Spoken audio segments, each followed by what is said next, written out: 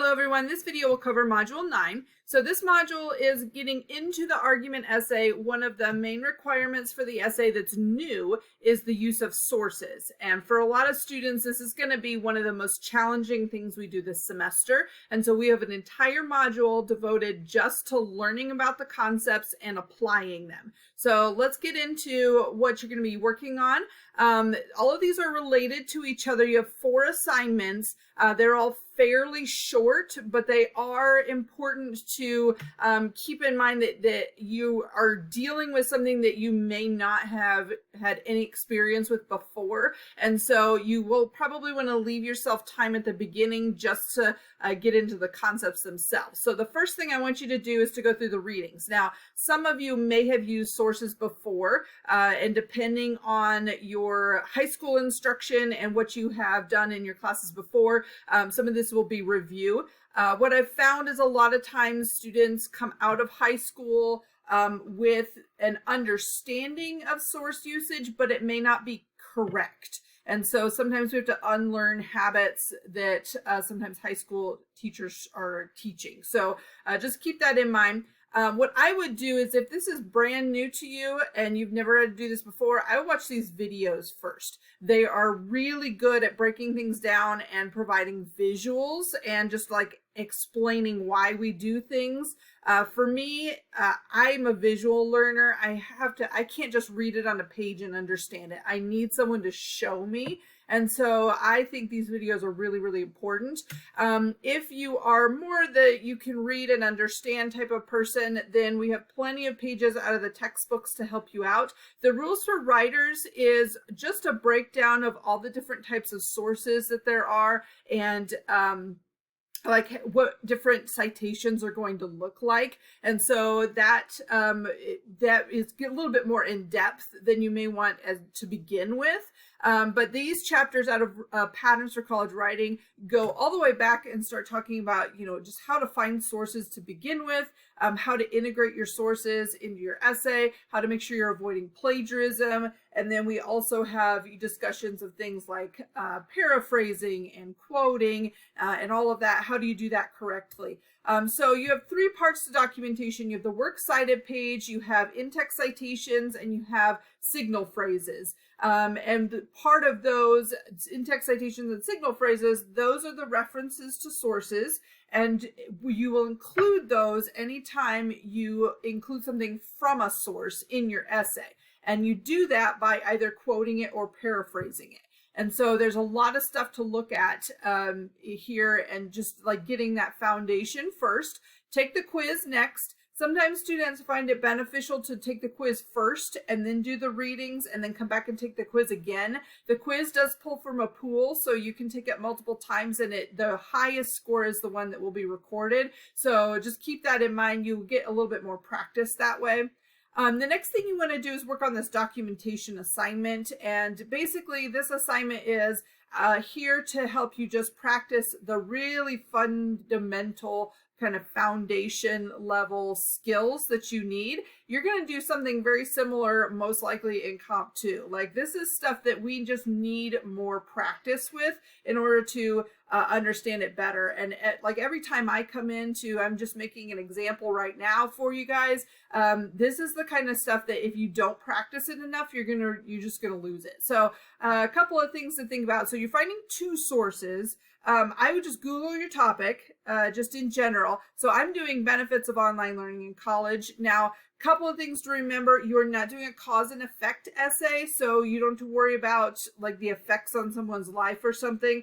And you're not doing a pro-con essay, so that's often confused for argument. A pro-con essay looks at things like positives and negatives of a topic. Instead, we're arguing, and so I'm going to argue for the benefit of online learning, that online classes can be just as beneficial for students as face-to-face classes. So that's going to be my argument. And so I want to find sources that are not only credible, so from good places like education websites, organization websites, big names. Like I've got one from Harvard here that pops up. So universities are really good. And then I also want to find sources that are supporting my side as well. So like the strengths and weaknesses, I may not want to look at that one to begin with, because I definitely want to just be focusing on benefits right now. That's what I need to start researching first. So I picked this one. And it's just the benefits of online education in a virtual classroom. And I look around, I need to work on this assignment, I need an author first. There's no author to this. So instead, I'm going to start with the article title. So you can see what I've come up with here. I've got the article title, and then I've got the website title, which is going to be in italics. Then I look around for a publisher as well, and often publishers are the same as, so like Drexel University publishes its own website, so I don't need a separate publisher since it's the same thing.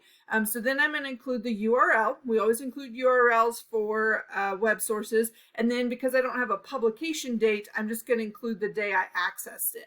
So it seems pretty simple, but it gets more complicated the more stuff you find about a source.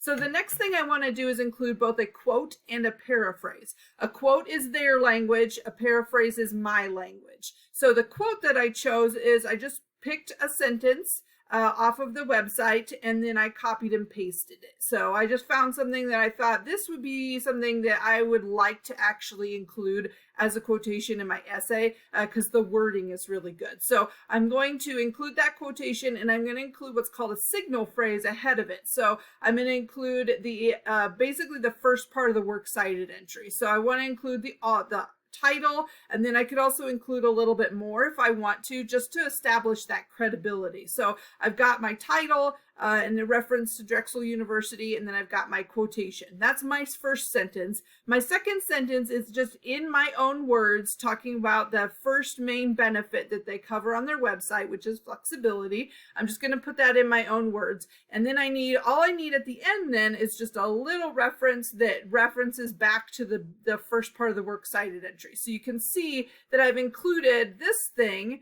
right here in each of my sentences. It's really important that you get that first part of the works cited entry in your sentence when you're making any kind of reference to your sources. That way it's really easy for the reader to find it on the works cited page and go, okay, I can see that connection there. So I'm going to do that. I've done one, and now I'm just going to find a second source, and I'm going to do the exact same thing. There's another example right here. You're more than welcome to download my file and just write over it. That's totally fine. But when you're done, you're going to have 2 sources and 4 sentences, 2 quotes and 2 paraphrases. That's it. It will take you a little while, though, because you actually have to find the sources and go through and make sure that you're following the steps. The next thing that you're going to do is, and there's more information about just how to find good academic sources, where are some places that you can look, how to use the library databases, all of that. Then you're going to go onto this academic source discussion board, and you're going to post 3 sources. So you've already found 2. Go ahead and post those, and then you're going to find one more. So what I'm going to do is I'm going to copy and paste this URL. And I'm just going to post it here. So I'm going to put my sources, the 10 benefits of online learning by Drexel.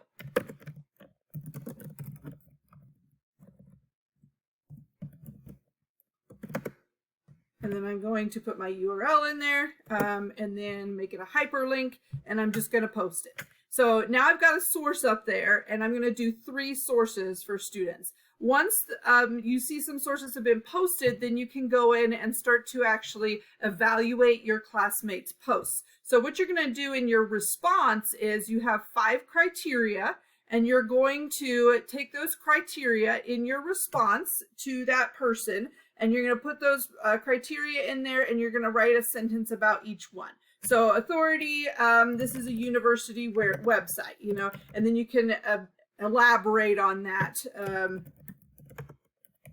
a little bit and talk about maybe some of the credibility of that website, right? And then you're going to do accuracy, then you're going to do objectivity. All of those are listed in the patterns textbook with more information about each category, but you're going to write a couple of sentences for each one, and then you're going to hit reply, and that will be your response post. And each source can only have one response, which is why you're doing, you're going to post 3 sources and then 2 responses. So everybody, there should be a lot more websites on here than responses that are needed. If you get on here and there aren't any that are available to respond to, just send me an email and I'll post another one. Somebody can do this one. So that's the other assignment that you'll be doing related to those sources. The final thing you'll do is your final, actually not quite final, next to final mindful reading exercise, which has to do with evaluating sources again and just kind of breaking down different questions about it. So it's out of the mindful reading book. There's you choose an online article and you look back at annotations that you've made and then develop a plan for answering all of these types of questions. So these questions are reading and evaluating online sources. So it's very similar to what the discussion board is doing, but instead of doing other students, you're doing your own. And in this case, you can use the exact same article that you have chosen for the other 2 assignments. You definitely can include that if you want, or you can find something new if you want to just expand and have a whole bunch of articles that you can look back on. So the idea is that once you're done with this module, you'll have a variety of websites that you've looked at and have some good ideas for what might help you out in your essay. So if you have any questions, feel free to send me an email. Otherwise, have a great week.